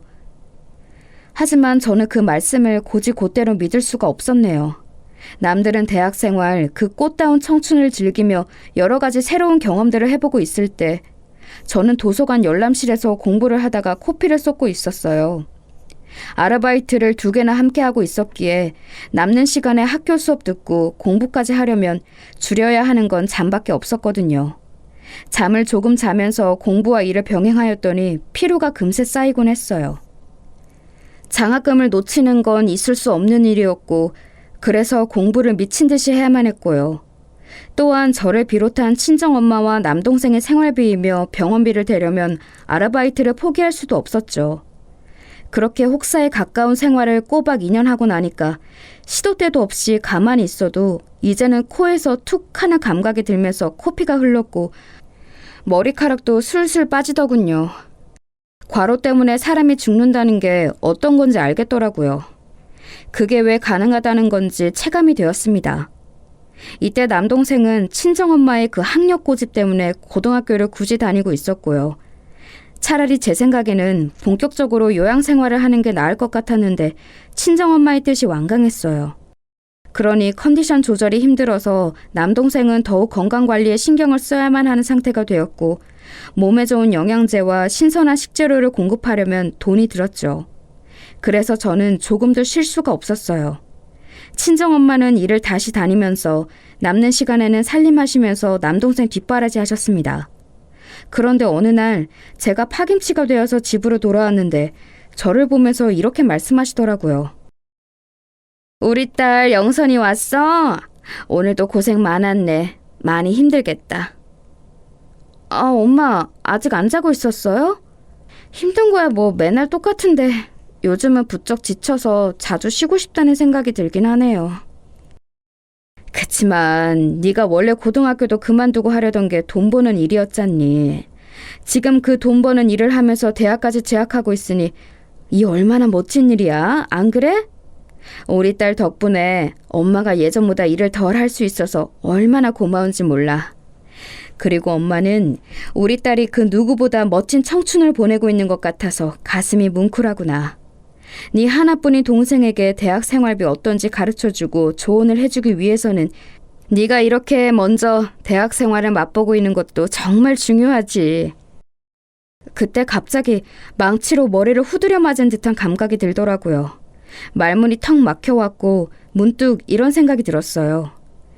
이렇게 해서 나에게 남는 건 뭘까? 이 생활이 끝이 나기나 할까? 이런 고심이 들기 시작하니까 돌연 제 인생 자체가 불안정하게 느껴졌습니다. 대학을 졸업하고 직장에 들어가면 그곳으로 어쨌든 일단락이 될 것이라고 저는 막연히 믿으며 버텨왔었어요. 하지만 직장에서 돈을 벌기 시작하면 그 수입의 대부분은 친정엄마와 남동생을 위해 쓰이게 될 것이 당연하였어요. 사실 대부분이 아니라 전부라고 봐도 무방했지요. 제가 정식으로 직장을 잡게 되면 친정엄마는 당장의 일을 아예 때려치우실지도 몰랐고요. 가족을 위해 헌신적으로 희생하는 삶, 이곳에서 스스로 도망치고 싶은 건가 싶어서 무척 자괴감이 들었습니다. 가족을 내팽개치고 나몰라라 밖으로만 돌면서 살아오신 친정아빠를 제가 닮은 건가 싶은 비하까지 하게 되면서 너무나도 괴로웠죠. 솔직히 지금에 와서 그때의 심정을 토론하자면 당시에 체력이 한계까지 몰려있었고 정신도 무너지기 일보 직전이었으나 만약에 친정엄마가 남동생보다 저를 아끼고 저의 공로를 최고로 높이 사주었다면 저는 어떻게 해서든지 버텼을 거예요. 저는 완전하지 못한 가정의 울타리를 어렸을 때부터 고치고 싶어 했던 아이였으며 부모의 사랑을 독차지하는 게 소망이었고 남동생의 존경을 받는 누나가 되고 싶어 했어요. 저라고 해서 악바리 정신으로 공부에 아르바이트까지 하고 싶었을까요? 저도 한 번쯤은 정말 고민 없이 걱정 하나 없이 편하게 지내고 싶었어요. 하지만 집에서 지원이 일절 안 되는 걸 아니까 늘 무리를 해왔던 것이죠. 고생하시며 살아온 친정엄마를 돕고 싶은 마음이 컸고요. 저의 타고난 기질 자체가 그랬던 것 같네요. 가족들을 위해 어쩔 수 없이 헌신하는 길을 선택하게 되는 것이요. 인정받고 사랑받고 그래서 안정적인 일상을 누리면서 사는 게 제가 늘 원하는 거였나 봐요. 그것이 저라는 사람의 진짜 바람이었어요. 사회적인 성공이나 성취는 우선된 적이 한 번도 없었죠.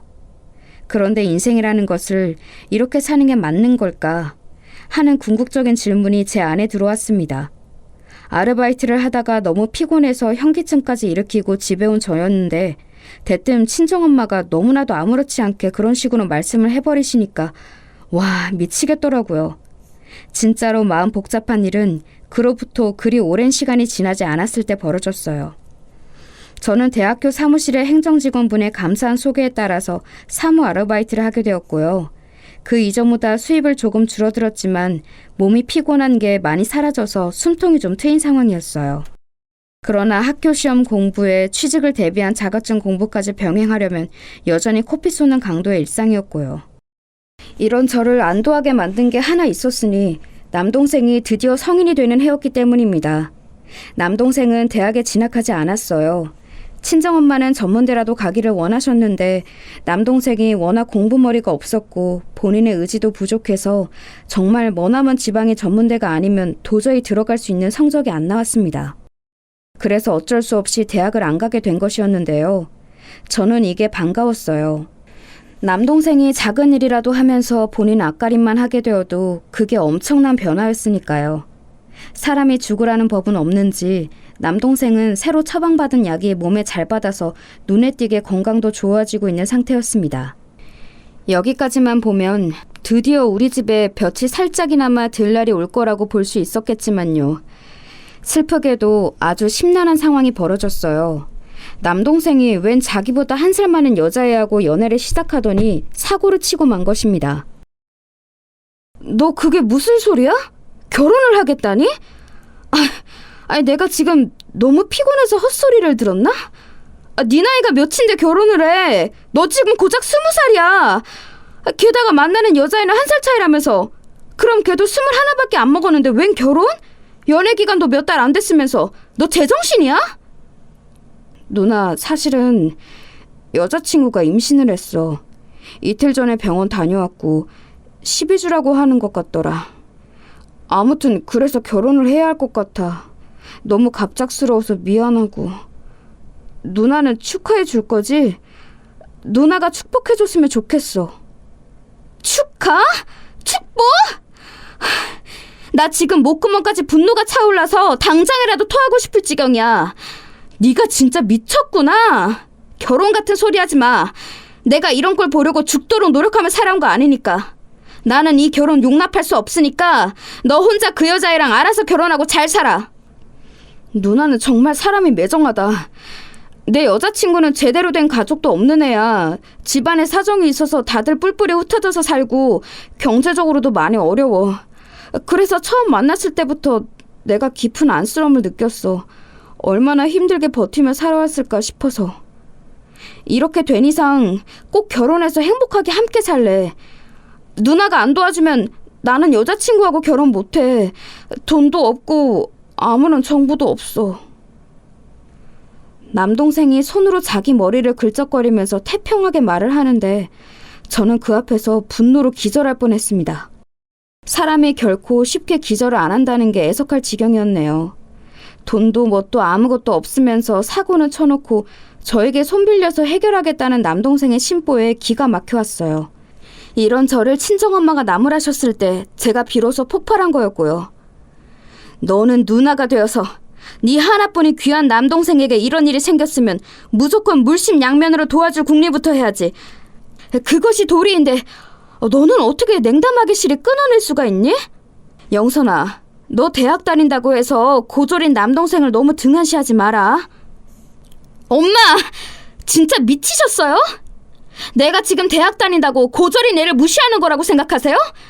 농담이라고 그러지 마세요. 저는 그런 생각 추호도 한 적이 없으니까. 진짜 문제가 뭔지 알려드려요?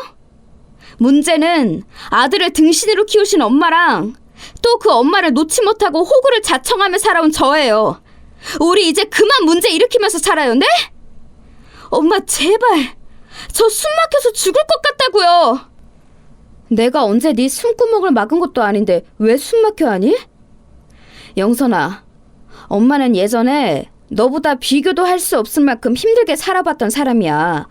네가 이렇게 징징거리면 엄마는 어떻게 해야 할지 모르겠어. 친정엄마가 눈물을 글썽이셨는데 저는 그 앞에서 무릎을 꿇고 아예 오열을 했습니다. 억울하고 서럽고 분해서 막 미칠 것만 같았어요.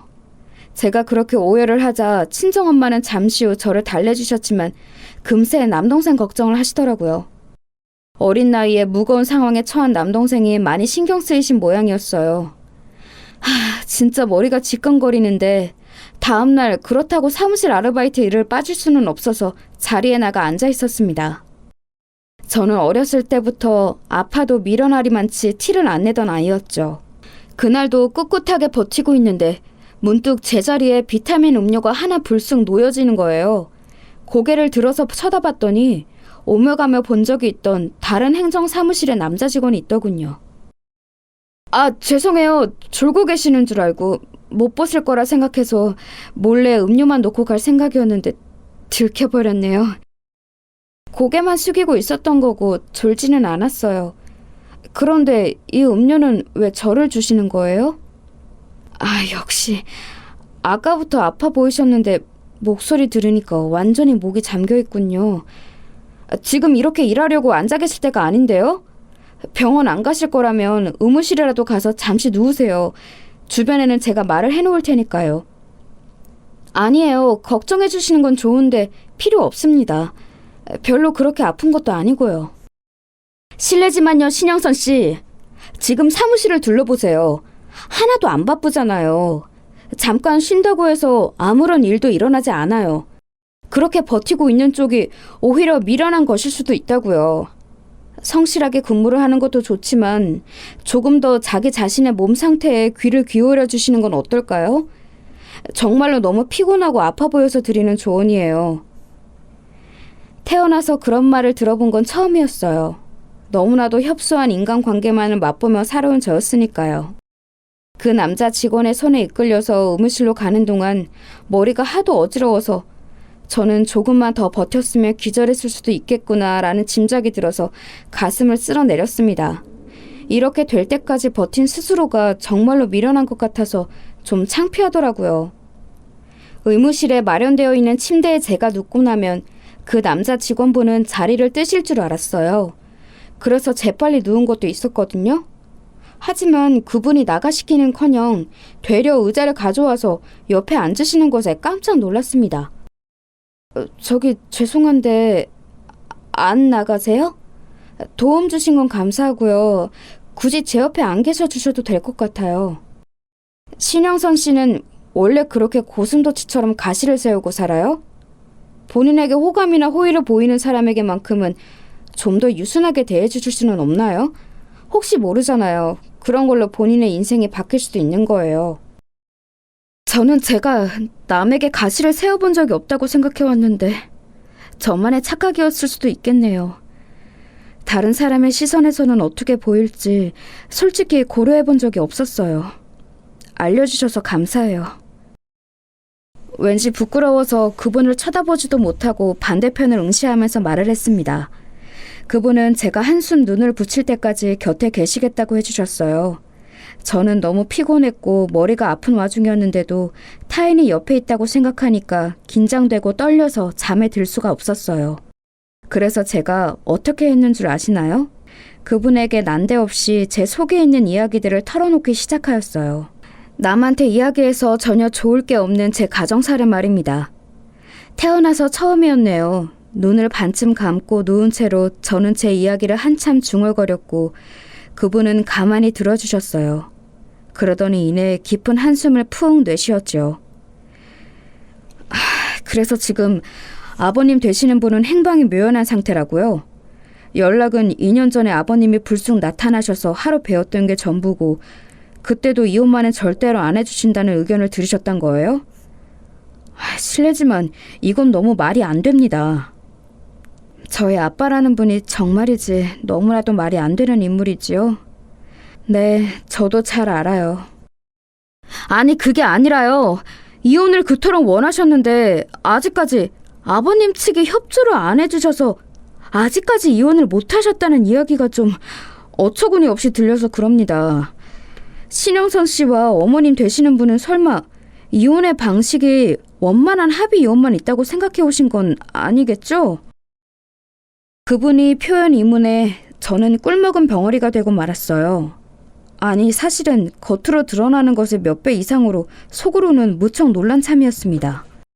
왜냐하면 살면서 단 한 번도 그런 식으로 이혼이라는 걸 생각하며 접근해 본 적이 없었기 때문이에요. 대수롭지 않은 척 몸을 획 돌려눕고 말았으나 심장이 쿵쿵 뛰고 있었네요. 그것이 계기이자 도화선이었다고 저는 생각을 해요. 이제 저는 친정 부모님을 두고 굳이 이혼 못하실 건 뭔가라는 입장이 되었거든요. 이 변화는 친정 엄마에게 옮겨갔고요. 뿐만 아니라 저는 의무실에 그날 이후로 그분과 종종 교내식당에서 밥을 먹는 사이로 자연스레 발전을 하게 되었는데 그러면서 속 시원한 얘기도 듣게 되었어요. 남동생이 그런 일로 결혼을 하게 되었다는 거랑 영선 씨가 대체 무슨 상관이 있어요? 네? 그거야 저밖에 없으니까요. 그래서 남동생은 저를 의지하고 있는 실정이에요. 영선 씨밖에 없다고요? 어머님은 투명인간이라도 되시나 보죠?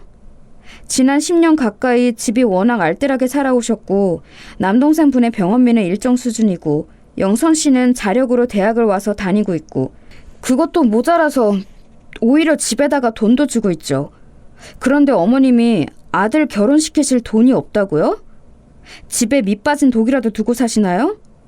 또 남동생과 결혼한다는 그 상대는 집안 사정이 콩가루일 뿐이지 천의 고환은 아니잖아요? 죽었다 깨어나도 돈 한 푼을 지원 못 받는 거 정말 맞아요? 게다가 남동생은 오래 아팠다가 그나마 올해 들어서 상태가 살만해진 건데 바로 임신이라고요? 뱃속의 생명이 영선 씨의 조카일 거라고 지금 상황에서 속단하는 건 위험하다고 봐요. 그분의 촌철살인에 저는 다시 할 말이 없어졌죠. 너무나도 당연한 점들을 지적해온 것뿐인데 제가 반박할 거리가 하나도 없다는 것이 스스로도 믿어지지가 않았어요. 정말이지 곱씹을수록 틀린 말이 전혀 없더라고요. 왜 저는 그런 식으로 접근하며 천천히 뜯어본 적이 없을까 제 자신이 개탄스러웠습니다. 사실 저는 그 이유를 알고 있기는 했죠. 그렇게 뜯어볼 만한 조금의 여유도 없었고 제가 가족이라는 의무에 너무 과도하게 집착하며 살아온 사람이었으니까요. 영선 씨는 아버님이 잦은 가출이며 기행을 일삼는 분이라서 어렸을 때부터 그게 너무 불안하다고 하셨죠. 아마 그런 환경이 가치관 형성에 영향을 끼쳤을 거예요. 자꾸 본인도 모르게 아빠 대신 내가 가족을 지켜야 돼 이런 강박이 생긴 것이죠. 저는 이전에 자기 모친의 일로 너무 괴로워하다가 거의 정신질환까지 앓게 된 경우를 본 적이 있었어요. 그 마음 안에는 모친을 너무 위하는 강박이 있었더라고요. 확실히 가정의 영향을 많이 받으면서 살 수밖에 없는 것 같아요. 저는 영선 씨가 그런 걸 조금 벗어나서 다른 넓은 세상도 보면서 살았으면 좋겠어요. 그분의 위로가 제 마음을, 아니 제 영혼을 울렸습니다. 그런 이야기를 들어본 것이 처음이었고 제 본질을 꿰뚫어 봐준 사람 역시도 처음이었죠. 고마워서라도 저는 반드시 점진적으로 나아가야겠다는 다짐을 하게 되었어요. 우선 저는 친정엄마에게 단호히 나갔죠. 엄마, 저는 죽었다 깨어나도 내 남동생 결혼자금 대줄 돈 없어요. 그러니까 엄마가 알아서 하셔야 돼요. 그간 모아놓으신 비상금으로 아들 결혼시켜주세요. 그 비상금 제가 나중에 천천히 다 채워드릴 테니까요. 네가 나한테 비상금이 있다는 걸 알고 있었어? 전혀 그런 눈치가 아니었는데 너 대단하구나. 진짜였어요? 떠본 거였는데 진짜로 비상금이 그런 수준으로 있었다는 것이죠? 엄마, 정말 너무 서운하고 섭섭하네요. 그리고 제가 충고 하나 드리는데 굳이 빨리 그 둘을 결혼 안 시키는 게 나을 거예요. 제가 여지를 안 두고 말을 하는 것에 엄마는 물론이고 남동생마저 당황했어요. 저 자신을 가장 후순위로 두고 살았던 저는 이제 달라지고 있었으니까요. 친정엄마는 그로부터 몇 달 뒤 드디어 친정아빠와 이혼을 하셨어요. 이혼 소송이라는 것에 직면하자 친정아빠는 백기를 드셨죠. 남동생은 그 결혼을 결국 안 했어요. 알고 보니 그 여자한테 다른 남자가 또 있었더군요. 임신 날짜를 맞춰보니까 남동생이 아니라 다른 남자가 뱃속 아이의 친부 같았다나 뭐라나 하는 황당한 이야기를 언뜻 듣고는 두통을 앓았습니다. 여전히 남동생이 우선인 친정엄마와 저는 점차 거리를 두기 시작했어요. 저 스스로를 위해서였죠. 그리고 저는 친정 부모님의 이혼, 그로부터 딱 5년이 지난 날짜에 결혼식을 올렸습니다.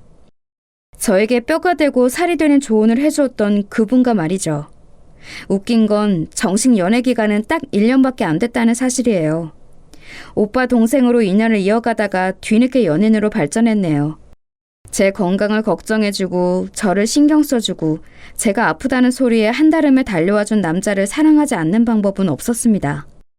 소박하게 결혼해서 단란하게 살았어요.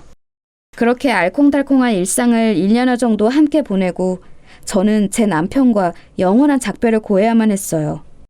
어른들께 효도를 하겠답시고 평일에 연차를 내서 친척 어르신분들과 나들이를 갔던 남편이었어요. 회사 다니는 사람이 자기 휴가 하나 써가면서 시간을 들여서 친척 어르신분들을 위해 운전하고 다른 지역으로 놀러가는 거, 이거 절대 쉽지 않은 일이지요. 남편이 얼마나 이타적인 사람이었는가가 이런 부분에서도 드러나는 것 같았어요. 관광지를 다 돌고 나서 시원한 물소리를 들으려고 물길을 따라 다 함께 걸어갔다네요. 그때까지만 해도 아무도 몰랐을 거예요. 어떤 비극이 벌어질지. 남편의 눈에 계곡물에 빠져있는 어린아이 2명이 들어왔고 근처에는 보호자가 없는 상황이었다고 합니다. 그러자 남편은 조금의 망설임도 없이 물에 뛰어들었지요. 만약에 제가 그곳에 있었다면 과연 어땠을까를 수도 없이 가정해 보았지만 이미 일은 벌어진 뒤였으니 소용이 없었네요. 남편은 그 물에서 자력으로 나오지 못했습니다. 그 아이들은 살아서 밖으로 용케 나왔고 남편이 그것에 큰 도움을 주었지만 정작 본인은 이미 힘이 다 풀린 상태였던 거예요. 그렇게 저는 생각지도 못한 비보를 그날 저녁 듣게 된 것이었죠. 하늘을 원망할 수밖에 없는 비극이었고 미칠 것처럼 허무했어요. 저는 장례식장에서 내내 울다가 멍하게 있다가 현실을 부정하기를 반복했었네요. 제가 어떤 얼굴과 표정으로 무슨 말을 하면서 그 공간에서 있었는지 솔직히 정확하게 기억하지도 못해요. 제정신이 아니었거든요.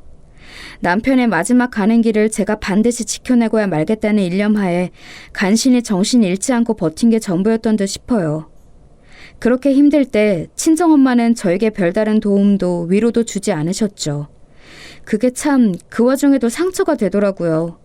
너무 속상했고 저는 생전에 남편이 저에게 얼마나 좋은 조언들을 많이 해주었던가를 상기하면서 멍청하게 일방적으로 희생하며 살지 않으리라 재차 다짐했습니다. 얼마 뒤 친정아빠가 알코올 중독으로 사망하셨다는 소식이 들려왔고 그렇게 되자 더욱 허망한 기분이 들었어요. 제 안이 온통 허한 느낌이었죠. 그런 걸 잊으려고 더욱 열심히 살았어요. 다시 결혼할 생각 같은 건 없었고 그저 하루하루를 일부러 바쁘게 살았는데 남편과 사별한 지 3년이 되던 해에 좋은 인연을 만나게 되었어요. 성인 독서 모임에 나갔다가 만난 사람이었죠. 그때 독서의 주제가 가족의 의미였는데 가족에 대해 복합적인 생각을 가지고 있다는 그 사람의 입장이 저는 이해가 되더군요. 또한 집안에서 받은 상처 때문에 밖에서도 힘들었다는 그 사람의 경험담을 들으면서 저도 모르게 눈시울이 붉어졌어요. 그런 저를 그 사람도 모임에서 알아차리고 있었죠. 자연스레 따로 연락처를 주고받아서 만남을 이어가다 보니 연인 관계로 발전하게 됐습니다. 제 가슴 속에 묻은 남편의 존재를 저는 숨기고 싶지 않았어요. 제가 원해서 헤어진 게 아니기 때문에 저는 저의 죽은 남편을 솔직한 말로 늘 그리워하면서 살아요. 제 인생의 등대 같은 사람이었죠. 저도 그런 존재가 제 인생에서 있었어요. 제가 심적으로 너무 괴로웠던 때였는데 저를 보듬어주고 이해해주신 분이었죠. 참 감사한 형님이었어요. 그렇게 저는 영성 씨의 마음이 뭔지 알 것 같아요. 그런 저를 비난하기는커녕 제 곁에 나란히 서서 공감해주는 존재에게 저도 모르게 어느새 의지를 하게 되었습니다. 1년 넘게 연애를 이어가다가 결혼 생각을 하게 되었어요. 결혼 날짜를 느긋하게 잡아놓은 탓에 저희는 약혼 관계로 지내고 있는 와중이었습니다. 요즘에는 사진 앨범의 필요성이 거의 없어졌으니까 잘 없는데 예전에는 작은 것부터 큰 것까지 종류가 많았잖아요. 저희 집은 다른 집들에 비해서 사진 앨범이 정말 적었으나 그럼에도 제가 중학교 입학했을 때를 기준으로 크고 작은 것들을 합쳐서 총 4권이 되었어요. 친정아빠의 사진들은 많이 없었는데요. 그마저도 제가 대학에 입학한 직후 친정엄마는 집안 정리를 하시면서 그 안에 든 친정아빠의 사진들을 버리시는 바람에 다 없어졌습니다. 하지만 제가 우연히 다른 사진들과 겹쳐져 있던 바람에 미처 발견되지 않았던 친정아빠의 사진 한 장을 알아차리게 되었고 몰래 그 후로 보관해 왔습니다. 그것은 제가 소중한 것들을 모아두는 작은 함 안에 내내 들어있었어요. 그건 존재감을 드러내지 않은 채 늘 언제 어디서든 구석에만 있었어요. 그렇기에 설마 약혼자가 그것을 살펴보리라고는 상상도 못했습니다. 영선 씨, 여기에 있는 거 제가 열어봐도 돼요? 뭔가 엄청 오래되어 보이는데. 그래요? 글쎄, 거기에 뭐가 있었더라? 아마 별거 아닐 텐데요. 네, 봐도 돼요. 약혼자가 방에서 그렇게 물어왔을 때 저는 과일을 준비하느라 약간 정신이 없었어요. 대수롭지 않게 생각하고 대답을 해버렸죠. 그런데 제가 과일을 다 깎아서 접시 위에 예쁘게 준비하고 나서 문득 집안이 너무 조용하다는 생각이 든 것이었죠. 왜 약혼자가 방에서 안 나오고 아직도 있을까? 그럴 만한 이유가 뭘까? 이런 생각을 하다가 머릿속에 번개가 내리쳤어요. 그 방에는 제 보물함이 있었고 그 안에는 별게 다 뒤엉켜 들어있었죠. 방으로 가봤더니 역시나 약혼자가 그걸 여러 번 뒤었는데요. 함 안에 들어있던 사진들을 손에 쥐고 유심히 쳐다보고 있었어요. 기혁씨, 지금 뭐 봐요? 그거 제가 못 버려서 어쩌다 보니 간직한 사진들인데 별로 심각하게 볼 만한 사진은 없어요. 영선씨, 실례지만 혹시 이 사진에 있는 어린 여학생이 영선씨 맞죠? 그렇다는 것은 뒤에 서 있는 남성이 영선씨의 돌아가신 아버님 되신 거 맞습니까? 그 사진은 유일하게 남아있는 아빠와 함께 찍은 사진이네요. 한동안 잊고 살았는데 이렇게 보네요. 네, 맞아요. 말도 많고 탈도 많았던 저희 아빠랍니다. 저하고 딱히 안 닮았죠? 네, 딱히 안 닮은 것 같습니다. 이런 식으로 알아차리지 않았다면 아마 영영 제가 먼저 물어보는 일은 없었을 듯 싶다는 생각이 들거든요. 그런 생각이 들 정도예요? 괜히 좀 민망하네요. 저 그런데 기혁씨, 안색이 조금 창백해요. 갑자기 넋이 나간 것처럼 보이는데 괜찮은 건 맞아요? 혹시 어디가 아픈 거예요? 그 이전에 이것 먼저 제가 물어보고 싶어요. 영선씨, 그럼 이 사진은 설마 슬픈 얼굴로 곱씹고는 하셨던 바로 그 죽은 남편이라는 분이 맞나요? 저는 약혼자의 손에 들린 다른 사진을 확인하고선 그 즉시 씁쓸하게 웃어 보이고 말았어요. 이미 죽어 세상에 없는 남편이 그 사진 속에서는 씩씩한 모습으로 정면을 응시하고 있었죠. 제가 찍은 사진이었기 때문에 실상은 절 쳐다보고 있었던 거예요. 제 표정으로 충분한 대답이 되었는지 사진을 쥔 약혼자의 손이 파르르 떨려왔습니다. 저는 그제서야 약혼자의 반응이 좀 이상하다는 생각이 들었어요. 그리고 제가 미처 무얼하고 입을 열기 전에 약혼자가 다리에 힘이 풀려서 바닥에 털썩 주저앉았습니다. 그러더니 놀랍게도 금세 눈물을 떨구며 큰 소리로 울기 시작했어요. 기옥 씨, 왜 그러는 거예요? 혹시 무슨 문제라도 있어요? 어떻게 민식이 형님이 죽은 남편일 수가 있어요? 대체 어떻게 이런 인연이 있을 수가 있죠? 설마 민식이 형님이 영선 씨와 결혼하셨던 것일 줄은 상상도 못했다고요. 네? 그게 무슨 말씀이에요? 제 죽은 남편을 기혁 씨가 알고 있기라도 한단 말이에요? 그러고 보니 저는 그 사람 이름을 기혁 씨에게 알려준 적이 없는 것 같은데? 당연히 알고 있다 마다요. 영선 씨, 군대에서 적응하지 못하고 방황하면서 너무 괴로워하고 있을 때 저에게 따스한 관심과 도움을 준 존재가 있었다고 말씀드렸었죠. 저보다 반년이나 먼저 사회로 나가셨음에도 불구하고 끝까지 저를 신경 써주시면서 제 저녁 일에 맞춰서 저를 살펴보러 와주셨던 제 은인이 바로 민식이 형님이세요. 뭐라고요? 기혁 씨가 저에게 몇 번이나 언급했던 감사한 형님이라는 분이 제 죽은 남편이었다뇨? 사는 지역도 멀고 연락할 길도 없어서 막막한 상태로 세월이 흘러버렸다면서 기혁 씨가 아쉬워했던 모습이 선연한데 그 이야기의 주인공이 그 사람이었다니. 저는 학창 시절에 이미 심적으로 방황하며 지쳐있던 상태였기에 군대라는 폐쇄적인 상황에 놓이자 더 힘들어졌던 거였어요.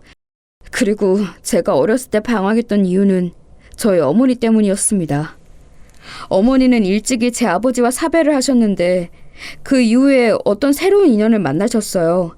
저는 그분을 한동안 저희 새아버지를 인식하고 살았을 정도였죠. 얼핏 들었던 기억이 있어요. 기혁 씨가 집안일로 크게 상처를 받아서 후유증으로 힘들었다고. 맞아요. 왜냐하면 그분은 알고 보니 가정이 따로 있는 몸이셨고 마치 혼자인 것처럼 수년 동안이나 저와 어머니를 속여온 파렴치한이셨거든요.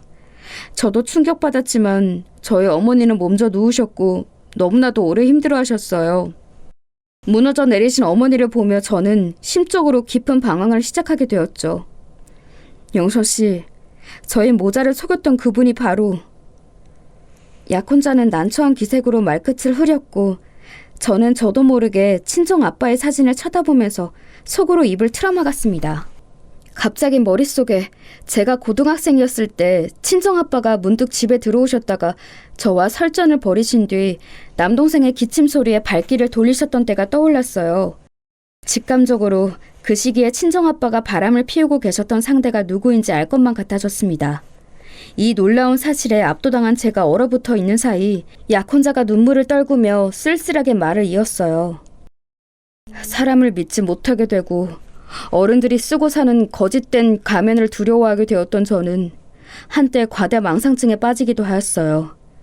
그런 저를 모두가 기피하면서 손가락질하고 비웃었지만 민식이 형님만은 저에게 다가와 주셨고 어째서 제가 그토록 괴로워하는지를 물어봐 주셨어요.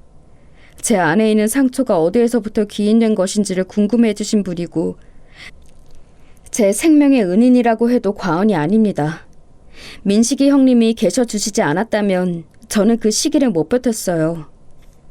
세상에 어쩜 이런 인연이 존재할 수 있나 싶어서 저는 놀라움에 가득 찬 눈물을 흘렸습니다. 약혼자에게 너무나도 미안했어요. 감수성 예민했던 나날을 모두 망쳐놓고 단란했던 모자의 일상을 박살내놓은 작자가 바로 친정 아빠라는 사실이 정말로 미안했습니다. 그러면서 동시에 약혼자에게 가장 시기적절한 때에 큰 도움을 준 생명의 은인과도 같은 인물이 제 죽은 남편이었으니 대체 이 공교롭게도 기가 막힌 인연을 어떻게 설명해야 할지 알 길이 없었네요. 약혼자는 과거를 되새기다가 다시 서름이 밀려왔는지 대성통곡을 하였고 저는 가만히 그 곁으로 가서 어깨를 안아주었습니다. 저도 많은 상념에 잠겨서 계속 눈물만 흘렸네요. 조금 진정이 되고 난 뒤에 식탁에 가서 과일상을 두고 마주 앉았어요. 이런저런 서로의 옛날 이야기를 주거니 받거니 하면서 과일은 거의 먹지도 않고 대화만 나누었네요. 저의 죽은 남편이 약혼자와 그런 인연이 있었다니 그런데 이렇게 재혼을 해도 되는 것일까 하는 묘한 고민이 잠시 들기도 했었는데요. 그런 저의 속내를 알아차리기라도 한 것인지 약혼자는 제 손을 맞잡으면서 흔들림 없는 눈빛을 보내왔어요. 본인은 조금도 고민하지 않고 있다는 의미의 전달이었죠. 상상해본 적도 없는 인연에 얽힘에 잠시 당황하기는 했지만 그렇다고 해서 제가 영선 씨와 결혼하는 걸 포기하거나 미룰 생각은 조금도 없어요. 오히려 우리가 결국은 돌고 돌아서 부부가 될 운명이었다는 생각만 들고 있는 참입니다. 민식이 형님이 하늘에서 우리를 웃으며 지켜봐 주실 거라고 저는 그렇게 믿어요. 기혁 씨, 지금 사실은 제 머릿속이며 마음속이 온통 어지러운 와중인데 그렇게 확실히 말해주는 것 정말 고마워요. 덕분에 저도 흔들리지 않고 버틸 수 있게 된 것 같아요. 제 손을 잡은 그 힘에서 신뢰가 느껴졌고 저는 기묘하게 얽힌 이 인연이 결국 운명이라고 생각하는 것으로 정했어요. 그 인연에 얽힌 과거가 너무 신기했기에 자꾸만 곱씹게 되느라 한동안은 좀 멍하게 지내긴 했지만 시간이 좀 더 지나자 그런 증상도 사라졌네요. 친정아빠의 사진은 버리지 못하고 다시 그대로 보관 중이에요. 이제는 더욱 깊숙한 비밀스러운 공간에 고이 잠들어 있죠. 그 피를 받아 태어났으나 더 나은 인간으로 화목한 과정을 꾸리며 살겠다는 다짐을 제가 매 순간 하겠다는 증거이기도 합니다. 저와 신기한 인연으로 얽힌 약혼자는 지금 제 남편으로 살고 있네요. 저희 두 사람 사이에 아이도 있고요. 아직 여러모로 부족한 부모라고 저희 스스로 느끼고 있기에 늘 정진하며 살아가려고 노력 중입니다. 과거에서 경험한 것들을 밑바탕 삼아 실수하지 않도록 최선을 다하고 있어요. 앞으로의 나날이 무탈할 수 있도록 여러분이 기도해 주신다면 고맙겠습니다. 저도 여러분의 건승을 빌어드릴게요.